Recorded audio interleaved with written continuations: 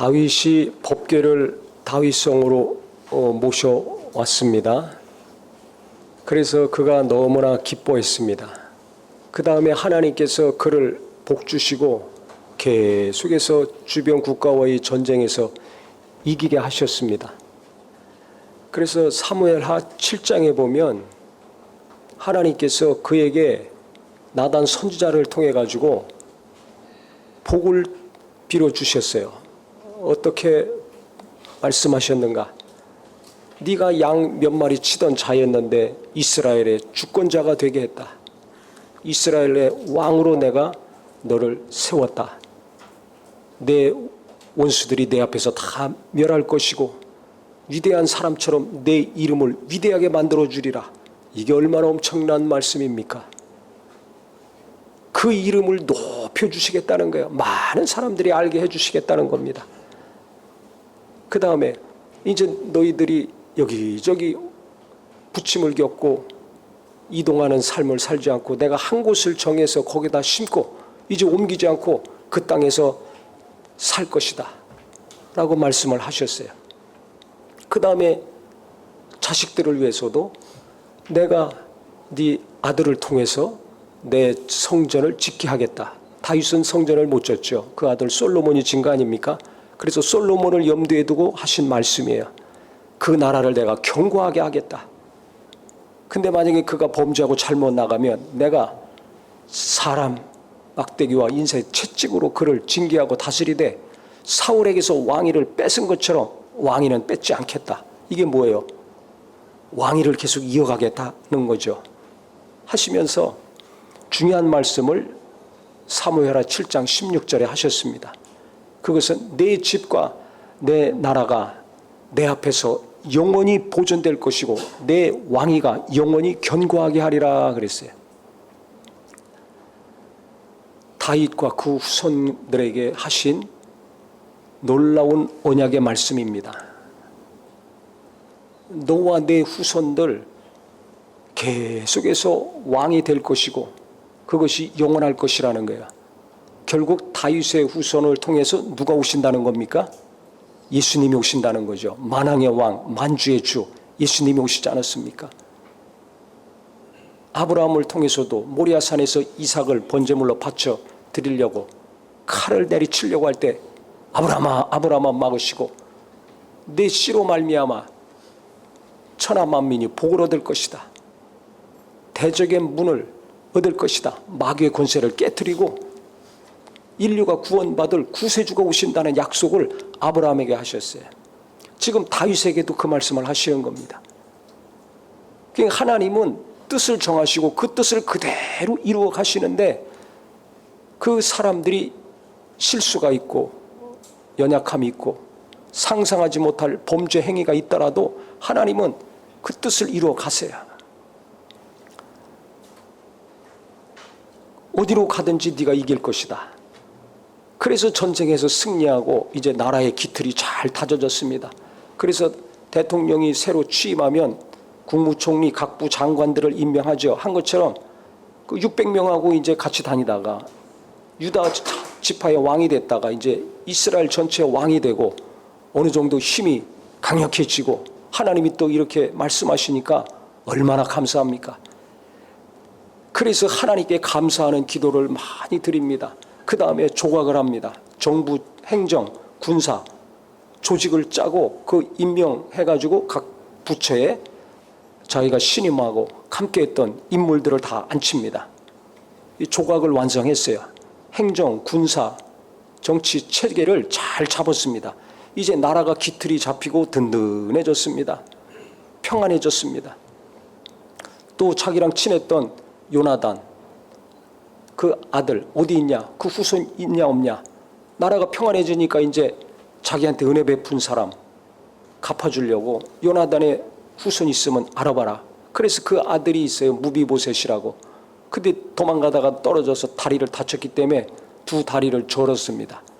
그래서 그 무비보셋 데려다가 너는 오늘부터 여기서 살아라. 그리고 그가 왕의 식탁에서 왕자들과 같이 식사를 같이 했습니다. 그러니까 얼마나 이제 여유가 있습니까? 여유가 있어야 베풀잖아요.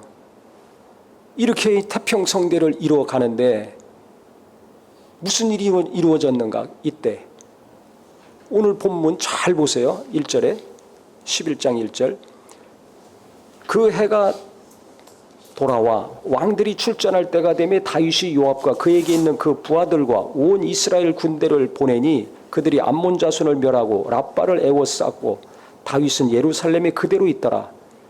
계속 전쟁은 있었는데 이때도 전쟁이 있었어요. 그래서 장수들이 병력을 데리고 가서 지금 전쟁 중에 있습니다.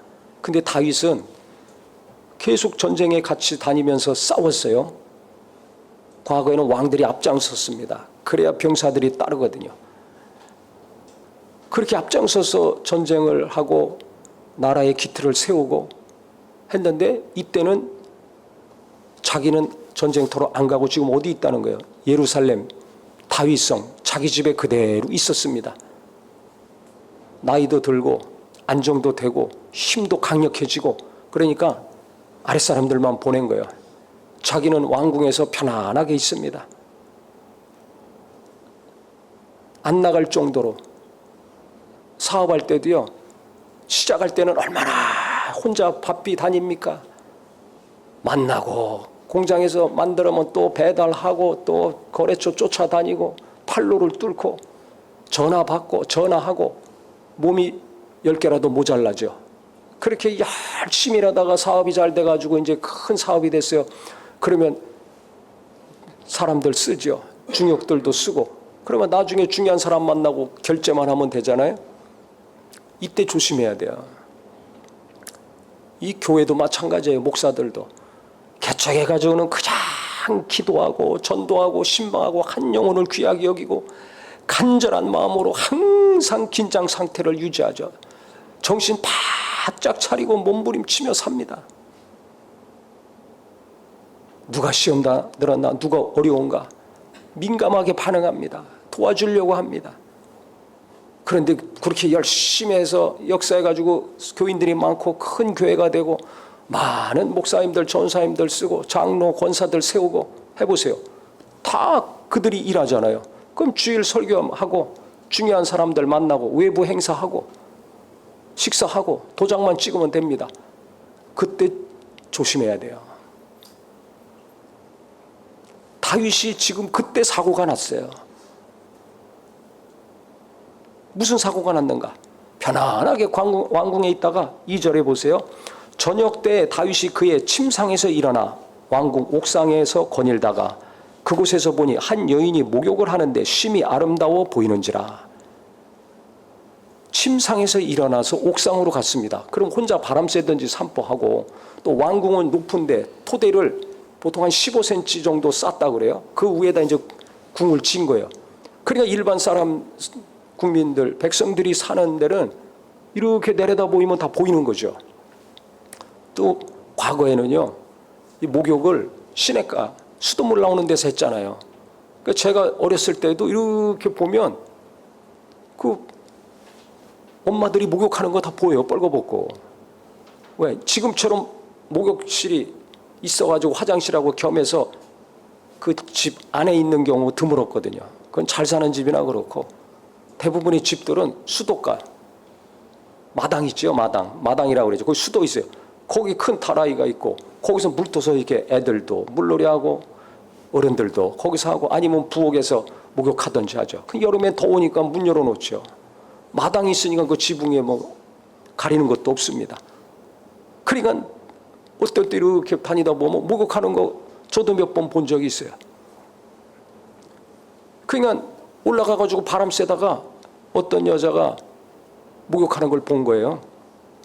근데 성경에 보니까 아름다웠다고 그랬어요. 너무 예뻐.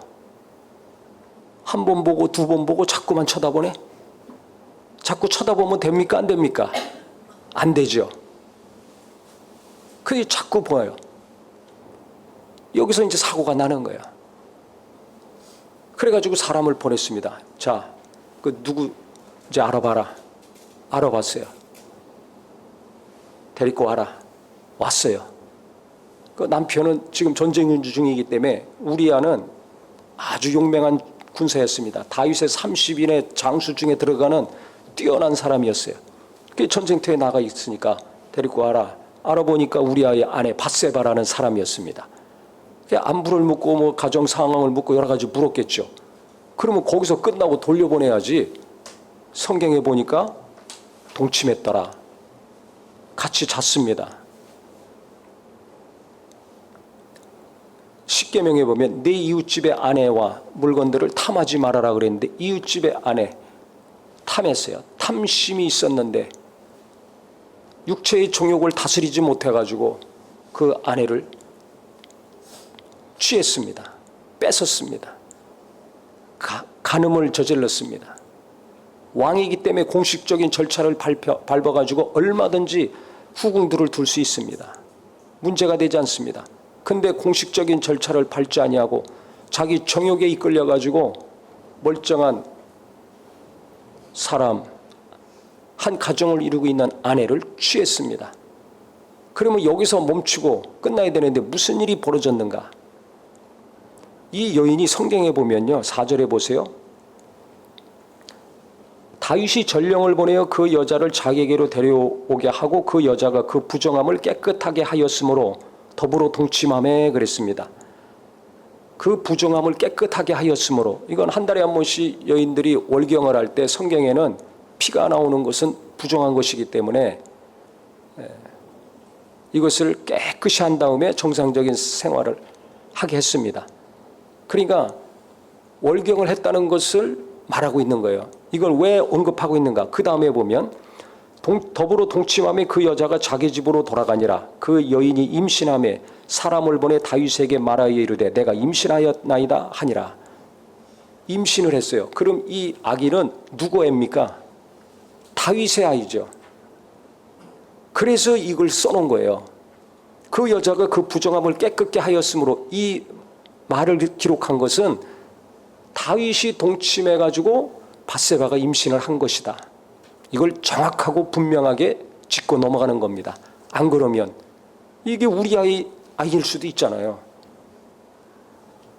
우기면 됩니다. 아니, 네 남편하고 관계했을 때 임신한 아이 아니냐? 내 애가 아니야. 네 남편 애지. 오리발 내밀 수가 있는 거예요. 근데 이것이 다윗의 악이라는 것을, 다윗이 간음해서 임신시킨 악이라는 것을 성경은 증명하고 있는 거예요. 임신했으면 월경을 합니까? 안 하죠. 그러니까 우리 아이가 아니고 다윗으로 말미암아 임신됐다는 것을 알려주는 겁니다. 그러니까 다윗도 이거 꼼짝 못하는 거야. 얼마 전에 월경했던 여인인데 임신을 했어. 남편은 전쟁터에 가 있고. 그럼 자기 때문에 이 여인이 임신한 거 아닙니까? 이게 드러나면 어떻게 되겠어요? 지금까지 쌓아놓은 그 명성, 그 공, 그 하나님 뜻대로 살려고 몸부림치고 백성을 사랑했는데 다 무너지는 거죠. 백성을 사랑하면 이렇게 합니까? 한 가정을 파괴시키는 건데, 법을 어기는 건데, 하나님 앞에서 범죄하는 거 아니에요. 이웃의 여인을 탐하고 간음하지 말라 했는데 간음했어요. 십계명을 2개나 어긴 겁니다. 그러면 여기서 회개하고 몸부림치고 하나님께 나와야 되는데 그렇지 않아요. 왜? 다윗이 쉽게 얘기하면 완전 이때는 맛이 갔어요. 제정신이 아니에요. 제정신이 아니니까 바람 피는 거예요. 제정신이 아니니까 뭐에 중독되는 거예요. 제정신이 아니니까 보지 말아야 될 거 보고 또 보고 계속 보잖아요. 이게 남 얘기가 아닙니다. 보는 데서 시작합니다. 듣는 데서 시작합니다. 이 음란물 자꾸 보면 중독돼요. 저도 어쩌다가 핸드폰이랑 컴퓨터 보다가 이걸 봤어요. 그 보다가 이 매력, 강력한 매력이 있잖아요. 그래서 곰곰이 생각해 봤어요. 야, 내가 목사인데, 설교하는 사람인데, 거룩하게 살아야 되는데, 이거 되겠나? 어느 날은 깊이 곰곰이 생각했습니다. 예수님을 깊이 생각했어요. 하나님 앞에 내가 어떤 사람이 되는가? 하나님 앞에 가서 어떤 소리 들을까? 어떤 소리 들을지 뻔했잖아요. 정신이 번쩍 나더라고요. 그래서 예수 믿는 자존심이 발동을 했어요. 내가 예수 믿는 사람인데, 내가 목사인데, 내가 성도들에게 거룩하라고 외치는 자인데 어떻게 내가 이거 계속 보고 있는가? 자존심이 상하더라고요. 화가 나더라고요. 그래가지고 그날 결심을 했습니다. 내가 다시는 조금이라도 음란한 영화나 뭐 이런 거, 뭐 나오는 것들 많잖아요. 이런 건 내가 절대 안 봐야 되겠다. 그날부터 다 끊었습니다. 몇 번 보고. 누구나 유혹이 있어요. 자기 의지를 사용했건 의지를 사용하지 않았건 바람 쐬러 갔는데 그 여자가 보인 거 아닙니까? 자기 의지와 관계없이 멋있는 여자, 예쁜 여자가 밤에 알몸으로 목욕하고 있는 거 아닙니까? 내 의지와 관계없이 눈에 띄었어요. 절제해야 되는데 절제 못합니다. 그 이전에는 어떤 어려움이 있더라도 그가 하나님 뜻대로 살려고 몸부림치지 않았어요. 옆에서 죽입시다, 죽입시다 해도 사울을 죽이지 않았잖아요. 그런데 지금은 왜 이렇게 간음을 하고 여기서 끝난 게 아니라 임신했다는 걸 아니까 어떻게 해요? 이걸 은폐하고 덮으려고 했습니다. 악한 생각이 나오기 시작하는 거야. 정신 못 차리고 절제하지 못하니까 악한 생각이 나와가지고 어떻게 하는가? 요압 군대 장관에게 서신을 보내가지고 우리아 있으니까 오라고 해라. 그래 우리아가 왔어요. 밧세바 남편이. 그래 와가지고 야 지금 전세가 어떠냐? 요압은 어떻게 지내고 있냐? 등등 안부를 물었습니다. 그러고서 야 너 집에 가라. 네 집에 가서 발 씻고 거해라 이겠어요. 이게 무슨 소리? 집에 가서 씻고 네 아내랑 동침해라 이거죠. 전쟁하느라고 힘들고 수고했는데 집에 가서 아내 사랑하고 하라는 겁니다. 왜 이렇게 얘기했어요? 우리아랑 관계에 맺어가지고 밧세바가 임신했다고 자기가 간음한 거 덮으려고 고의적으로 머리 쓴 겁니다. 사람이 머리가 좋으면 좋은 쪽으로 좋다가도 정신 못 차리고 유혹을 받고 미혹에 넘어가면 안 좋은 쪽으로 머리가 또 기발하게 쓰여집니다. 이렇게 해가지고 자기 간음을 덮으려고 했어요. 그런데 우리아가 충성된 사람이라 아니 지금 내 동료들과 부하들이 전쟁에서 목숨 걸고 싸우고 있는데 내가 어떻게 편안하게 집에 가서 먹고 마시고 내 아내와 동침합니까? 난 절대 안 한다. 그래가지고 집에 안 가는 거예요. 그 소식을 다윗이 알고서 왜 안 가냐 그랬더니 그렇게 얘기한 거예요. 나는 무슨 일이 있더라도 안 갑니다. 그랬더니 다윗이 할 수 없어서 다시 전쟁터로 돌려보냈는데 그때 서신을 요압 장군에게 주라고 하고 서신을 써서 줬습니다. 얼마나 충직한 자인지 그거 궁금할 거 아닙니까? 근데 그 가다가 열어보지도 않았어요. 그 요압한테 줬더니 그 내용은 무엇인가? 야, 싸울 때 우리야 제일 앞장서서 싸우게 해라. 그 다음에 빨리 뒤로 빠져라 했습니다. 그 왕의 명령이니까 그대로 했죠. 그게 뭐예요? 우리야 죽으라는 얘기 아닙니까? 제일 앞장서 가서 싸우다가 갑자기 뒤로 빠지면 어떻게 돼요? 뒤따라와서 공격할 거 아닙니까? 결국 시키는 대로 해서 우리아가 죽었어요. 그래서 왕한테 또 사신을 보냅니다. 전령을 보내면서 얘기했어요. 이게 무슨 일입니까? 결국 우리아가 죽었다는 소식 들었어요. 다윗은 그때 안심했겠죠. 자기 죄가 이제 드러나지 않을 거라고 안심했을 거 아닙니까? 부하들은 자기 말 다 들었고. 근데 사람들은 모른다 할지라도 누구는 압니까? 하나님이 보고 계시잖아요. 누가 아신다고요? 하나님이. 내가 음란한 거 즐기고 음란한 짓하고 바람피고 가족 몰래 교인 몰래 더러운 방법으로 일하고 더러운 마음과 생각을 품고 행동으로 옮기는 거 혼자 은밀하게 할지 모르지만 좋은 머리 써가면서 안 들킬지 모르지만 하나님은 다 보고 계십니다. 그 마음과 생각과 행동 다 보고 알고 있습니다.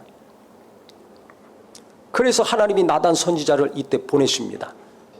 그래서 나단이 와가지고 비유를 통해서 처음에는 얘기합니다. 어떤 비유를? 부자는 소와 양이 많이 있고 가난한 사람이 있었는데 암, 새끼 암염소 하나 있었다. 그래서 그 암염소랑 겨우 살고 있는데 부자가 자기 집에 어떤 손님이 오니까 자기 곳으로 대접해도 되는데 이 가난한 사람 그 암염소 뺏어가지고 갔다. 그랬더니 이 소식을 듣고 다윗이 노발대발하는 거예요. 아니 어떻게 부자가 그럴 수 있느냐. 그거 당장 잡아 죽여라. 그리고 4배나 갚아주게 해라. 이게 왕을 하나님이 보신 겁니다. 왕이 한 짓입니다. 밧세가 간음했다는 거 하나님이 아시는다는 걸 선지자를 통해서 들은 거예요. 그래서 그때 나단이 뭐라고 하는가? 아니 내가 너에게 부족함이 없도록 이렇게 많이 도와줬는데 네가 전체 이스라엘에 통치하는 최고 권력자가 되고 사울의 아내들도 다 취하고 이것저것 모자란 거 있으면 내가 다 더해주고 또 부어주고 채워줬을 텐데 왜 그 충성된 자의 아내를 도둑질하고 간음하고 은폐하려다가 그 충성된 우리아를 고의적으로 살인했느냐. 악하다는 거예요. 보통 악한 게 아니에요. 지금까지 우리가 다윗을 성경을 통해서 보았지 않습니까? 그 사람이 아니에요. 완전 딴 사람이에요. 어떻게 이런 일이 일어날 수 있는가? 충격받을 정도로 믿어지지 않을 정도의 일을 지금 다윗이 버젓이 행했습니다. 그러니까 하나님도 너무 화가 나고 가슴이 아프죠. 그렇게 하나님을 사랑하고 하나님 뜻대로 살려고 몸부림친 자 아닙니까? 그 위기의 순간에서도 계속 하나님께 기도하고 하나님 의지하고 하나님 뜻대로 살려고 얼마나 오랜 시간 몸부림쳤습니까?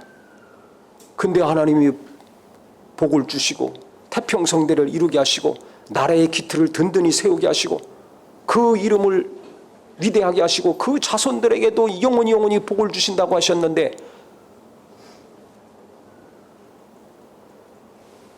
자기가 바라고 생각한 것 이상의 삶을 누리다 보니까 긴장감이 없어졌어요.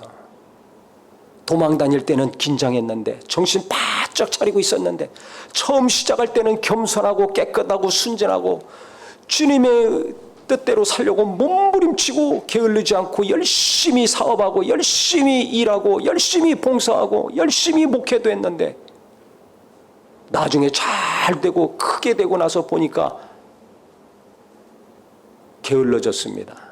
나태해졌습니다. 기도를 안 해요. 기도해야 되는데 기도를 안 해. 기도 안 한 지 우리가 오래됐죠. 그러니까 딴 거 자꾸 쳐다보고 있잖아요. 말씀이 없어요. 시편 119편 11절에는 내가 주께 범죄치 아니하려 하여 주의 말씀을 내 마음에 두었나이다 했습니다. 하나님 뜻대로 살려고 몸부림칠 때는 하나님 말씀이 그 속에서 살아 역사했습니다. 그러니까 버티고 견뎌서 결국은 왕이 된 거 아닙니까? 하나님이 높여주시는 거 아닙니까? 기도하고 깨어서 하나님 앞에 정신 바짝 차리고 깨끗하고 정직하게 살 때는 하나님이 계속 도와주셨습니다. 범죄가 아니라 놀라운 은혜와 하나님의 역사를 이루며 살았습니다.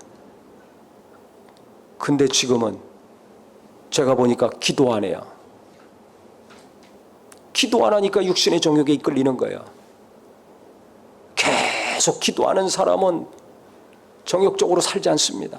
말씀이 있으면 그 말씀이 계속 묵상하고 붙들면 그 말씀이 육신의 정욕을 물리칩니다. 대적합니다. 구별된 삶을 살게 합니다. 왜? 영의 힘이 있고 영의 생명이 있으니까 마음과 생각을 다스리는 거예요. 그러니까 더러운 마음과 생각이 떠나갈 수밖에 없어요. 근데 지금 잘 나가고 있으니까 무너지기 시작하는 거예요. 뭐가 먼저 무너졌습니까? 기도가 무너지고 말씀이 무너졌어요. 즉 하나님과의 관계가 무너진 거예요. 하나님과의 관계가 계속 바로 되어 있으면 괜찮은데 안 그러니까 한눈 팔다가 범죄자가 되는 겁니다. 잘 나갈 때 조심해야 됩니다. 지금 어렵고 힘듭니까? 그래서 정신 바짝 차리고 부지런히 깨어서 바삐 살고 있습니까? 그게 더 어떻게 보면 좋은 거예요. 왜? 죄 지을 겨를이 없잖아요. 이렇게 범죄할 돈도 없고 여유도 없고 힘도 없잖아요. 어떻게 보면 깨끗하고 거룩하게 사는 거예요. 쪼들려고 노심초사할지는 모르지만 한편은 그런 생각이 제가 듭니다.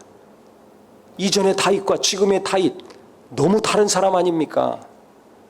왜 그래요? 환경이 바뀌었잖아요. 그러니까 하나님이 그 임신해서 난 밧세바랑 임신해서 난 아들 치셨어요. 그리고 어떤 저주를 내리시니까 네 아들들 네가 우리야 암몬 자손의 칼에 죽겠기 때문에 네 자식들도 칼에다 죽을 것이다. 여러 아들들이 칼에 죽습니다. 그 다음에 네 아내들 나중에 너는 은밀하게 밧세바 간음했는데 네 아내들 백주 대낮에 강간당할 것이다. 다윗의 아들 압살롬이 반역해가지고 반란 일으켰을 때 그 짓을 행했습니다. 얼마 못 가가지고 무시무시한 일이 그대로 일어났어요. 죄의 값을 톡톡히 치를 것이라는 거예요.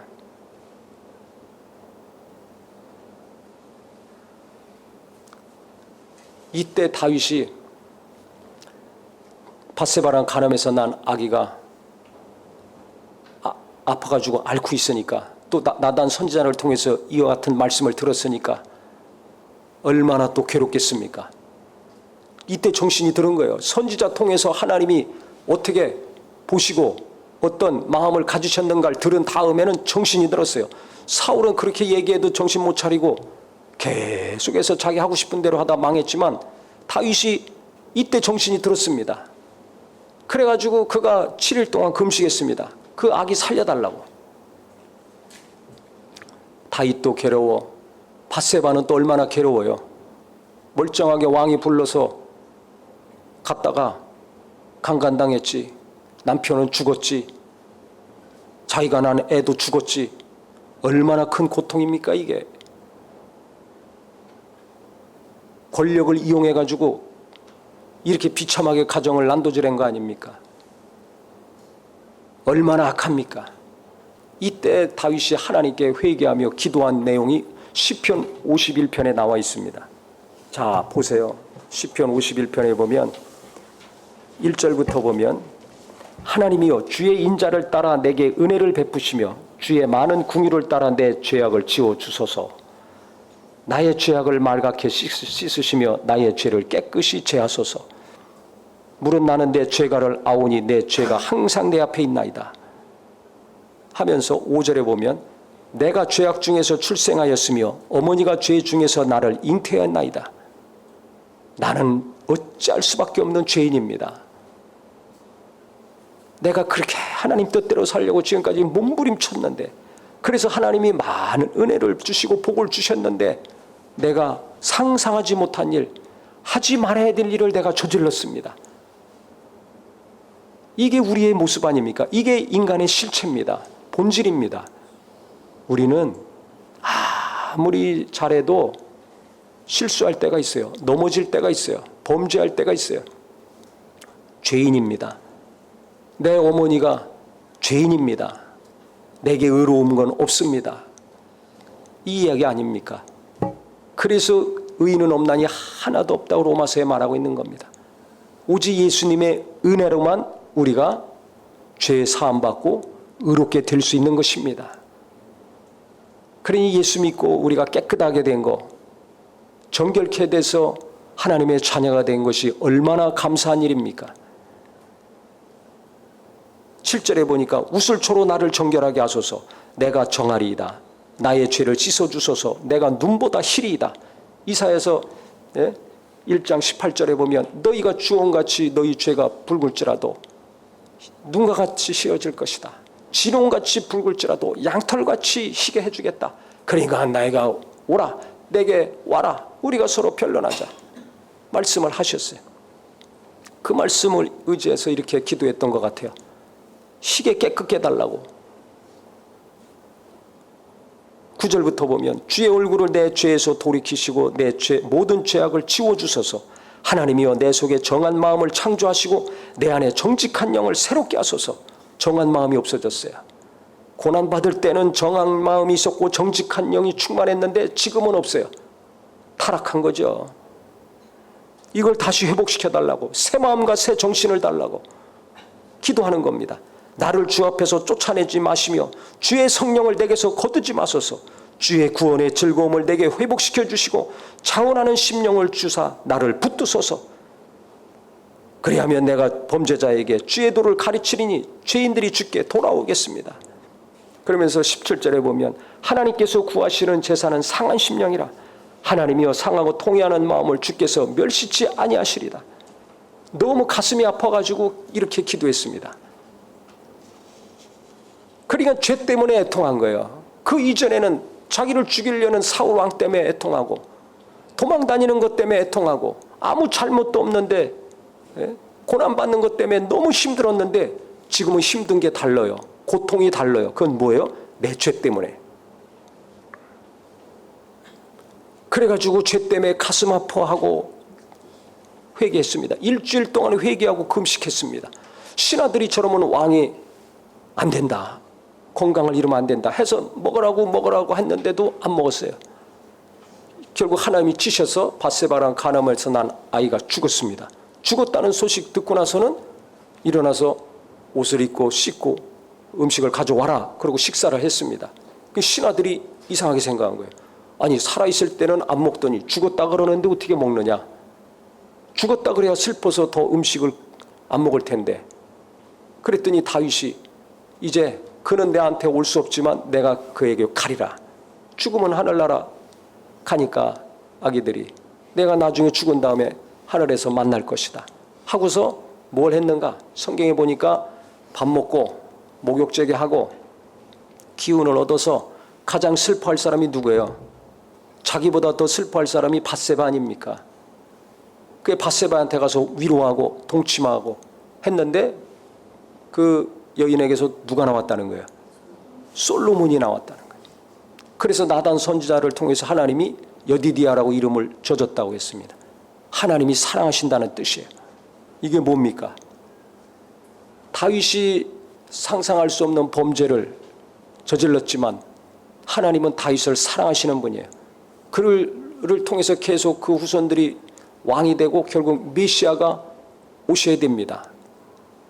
인간의 실수가 있었지만 범죄가 있었지만 그렇게 믿음이 좋고 그렇게 하나님을 사랑하고 그렇게 하나님 뜻대로 살려고 몸부림치는 자였지만 그가 한 번 실수한 다음에 반복했습니까? 안 했습니까? 안 했잖아요. 그 다음 간음 안 했어요. 살인 안 했어요. 자기 욕심에 이끌리고 탐심에 이끌리고 정욕에 이끌려서 뺏고 속이고 죽이는 거 안 했습니다. 이게 다른 거예요. 내가 반복적으로 범죄하고 있습니까? 반복적으로 음란한 거 즐기고 있습니까? 반복적으로 불의한 방법으로 일하고 있습니까? 나는 마음이 그러면서 평안합니까? 진짜 하나님 앞에 회개했다면, 애통한 심령으로 상한 마음으로 간절한 마음으로 회개했다면 그 다음에 반복하지 않습니다. 큰 죄든 작은 죄든 마음으로 짓건 입으로 짓건 행동으로 짓건 반복 안 하려고 몸부림칩니다. 죄에 대해서 민감한 심령이 되기를 예수 이름으로 축원합니다. 예수 믿는 자존심, 하나님 앞에 서면 하나님이 내게 뭐라고 하실까 두렵고 떨리는 마음으로 하루하루 옷깃을 여미고 깨어 기도하며 하나님 말씀 붙들고 깊이 묵상하여 정욕을 물리치고 죄를 물리치는 저와 우리 모두가 되기를 바랍니다.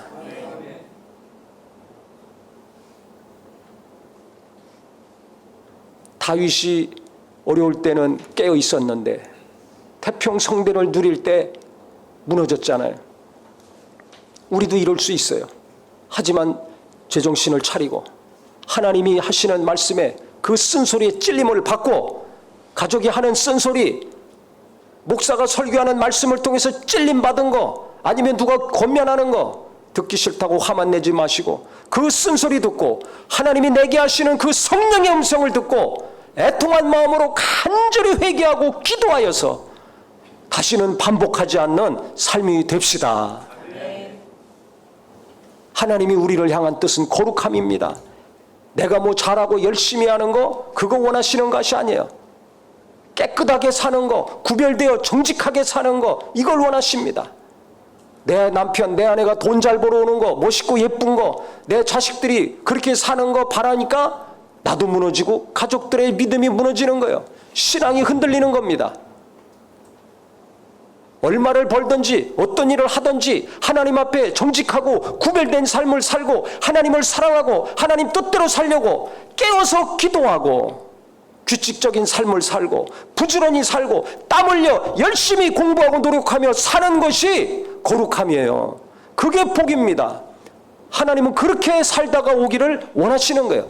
그래서 1달란트를 받았던 2달란트를 받았건 5달란트를 받았건 무슨 일을 하든지 얼마를 벌든지 하나님이 주님께서 나중에 만나면 잘했다 충성된 종아, 네가 직장에서 사업하면서 교회에서 가정에서 신앙생활하고 일하면서 남편으로서 아내로서 부모로서 자식으로서 잘 살다 왔다 칭찬해 주시고 많은 상을 주실 것입니다. 이 소망과 믿음이 있기를 바랍니다. 다윗이 평안하니까 딴짓하지 않습니까?